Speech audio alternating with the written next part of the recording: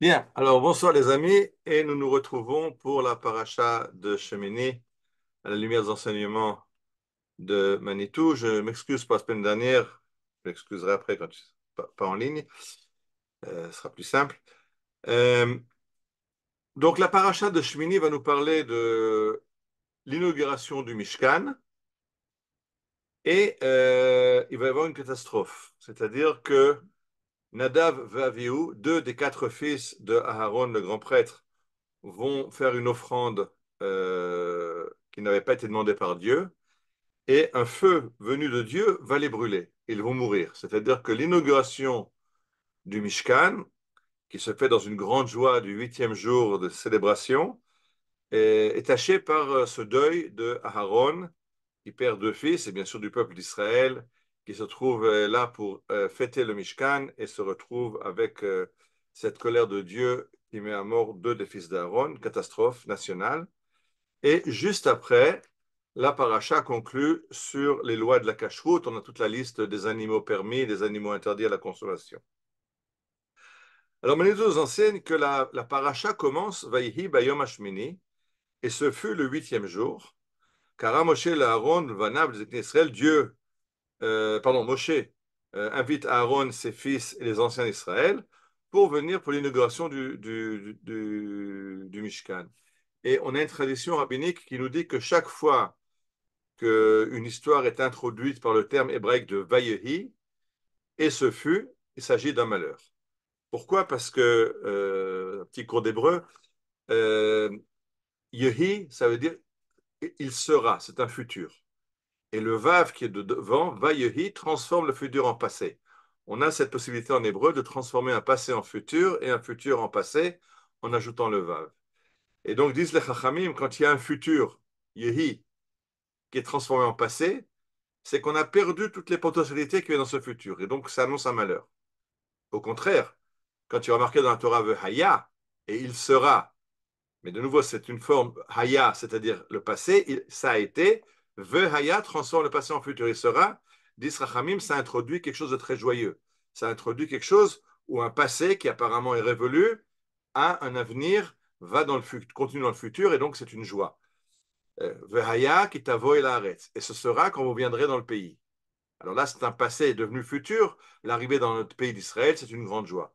Par contre, là, il y a eu, déjà dans l'introduction, on voit que le texte va nous parler d'un malheur. Baïhi, donc, et ce fut le huitième jour, il y a un malheur. Quel est le malheur? Alors, Manitou nous explique, le malheur est que on pensait arriver au huitième jour, le vrai huitième jour.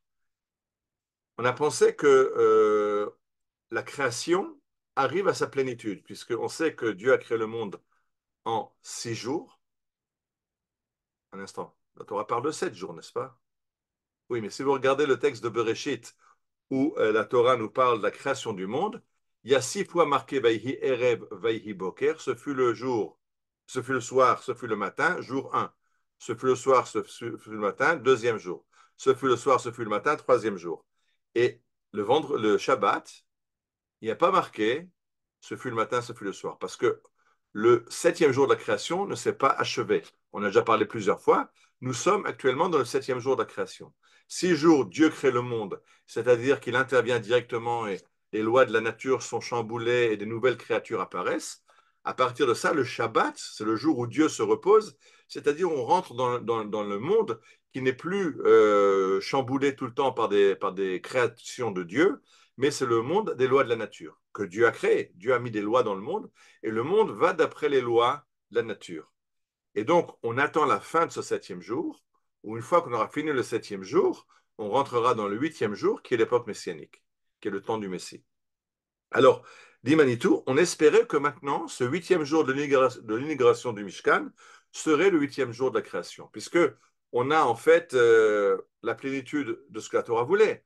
On a créé le peuple d'Israël, on a d'abord Breshit, on a eu la création de l'homme, après on a eu les Avot, les Abraham, Yitzhak, Yaakov et leurs épouses, Sarah, Rivka, Rachel et Léa. Après, on a eu le peuple d'Israël qui est créé. Après, on est sorti d'Égypte. Après, on a reçu la Torah. Après, on a construit le Mishkan, l'endroit où Dieu va résider dans le monde. Bon, c'est bon. On a fini le plan de Dieu. On est dans le huitième jour, dans le jour messianique. Et Manitou nous dit, si on avait vraiment mérité et qu'on avait commencé le huitième jour, la Torah aurait dit la chose suivante. Le verset aurait été comme ça. Kedoshim tiyu, soyez saints. Vayiyu kedoshim, et ils furent saints. Vayihere vayivoker yom hashvi'i.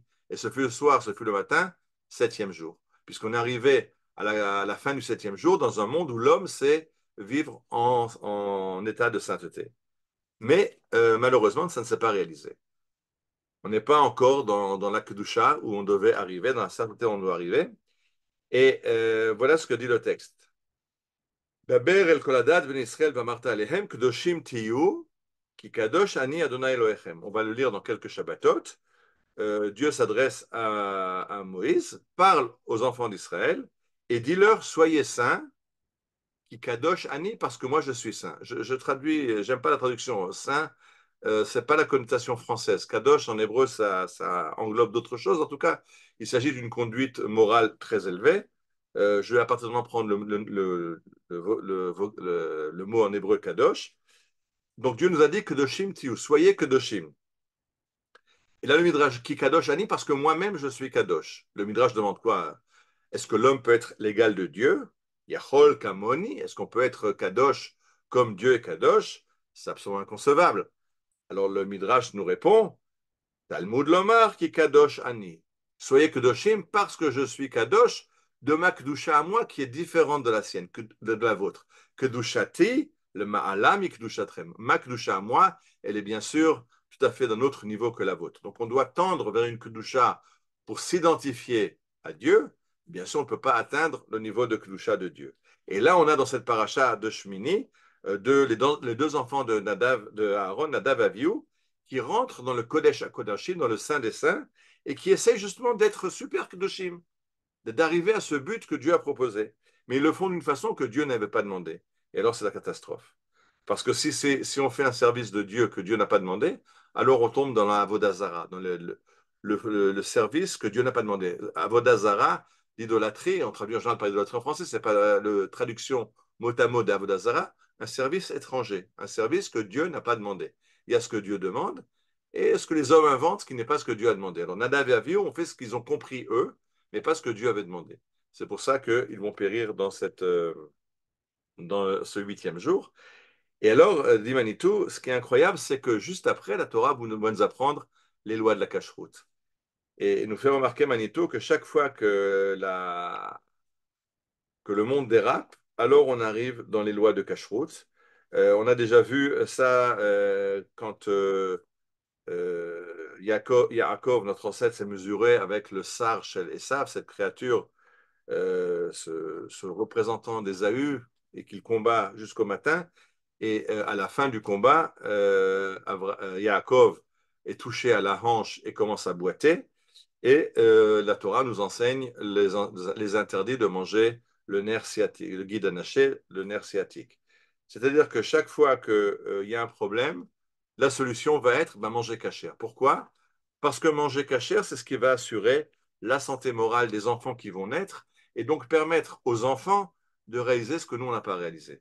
Si on a raté la réalisation du projet que Dieu nous a donné, comme par exemple là, dans notre paracha d'inauguration du Mishkan, ou à l'époque de Yaakov, se mesurer à Esav, alors c'est-à-dire que si on a raté, ben, c'est les générations à venir qui vont réussir le projet. Mais pour que les générations à venir soient capables de le réaliser, il faut qu'elles mangent cachère. Parce que le fait de manger cachère assure la santé morale de la personne. Euh, En français, on dit on est ce qu'on mange. C'est très vrai, la Torah, les Chachamim le disent, Maïmonide élargit là-dessus, qu'on n'a pas le droit de manger les animaux, les prédateurs. On ne mange pas le loup, le lion, tous ces animaux qui attaquent d'autres, on ne les mange pas. On ne mange pas les oiseaux de proie, on ne mange pas l'aigle, on ne mange pas les vautours, on mange la colombe et la volaille, les poulets. C'est-à-dire que les Chachamim vont dire qu'en fait, on intègre des qualités de ce qu'on mange, et si on mange des prédateurs, on va devenir prédateur. Alors, la Torah nous donne, c'est pas uniquement à ce niveau-là, il y a encore beaucoup d'autres niveaux, mais c'est très important de faire attention à ce qu'on mange. Et je voudrais finir par ce midrash aussi, qui est très intéressant, qui raconte l'histoire d'un malade qui consulte son médecin, et son médecin lui dit, ben, tu manges ce que tu veux, il n'y a pas de... Il n'y a pas il y a pas de limite, il n'y a pas d'instruction spéciale. Ce que tu as envie, tu manges. Et puis alors, enhardi par cette réponse du médecin, ça c'est un bon médecin, il permet tout de manger. Arrive un autre malade chez le médecin lui dit ah non, toi tu manges pas ci, tu manges pas ça, il commence à lui faire toute une liste d'interdictions, il lui fait un régime très sévère. Et le malade il dit un instant, mais à l'autre, il a le droit de tout manger, moi j'ai le droit de rien manger. Le médecin lui dit l'autre, il a une maladie incurable, il va bientôt nous quitter. Alors pourquoi lui empêcher de profiter de ces derniers instants? Il peut manger ce qu'il veut de toute façon, il ne continuera pas avec nous, il va quitter ce monde. Toi, par contre, tu vas guérir, tu seras en bonne santé. Mais pour que tu guérisses, il faut que tu prennes des aliments sains. Si tu prends n'importe quoi, alors tu vas faire empirer ta maladie. Alors c'est un peu ça que dit le Midrash.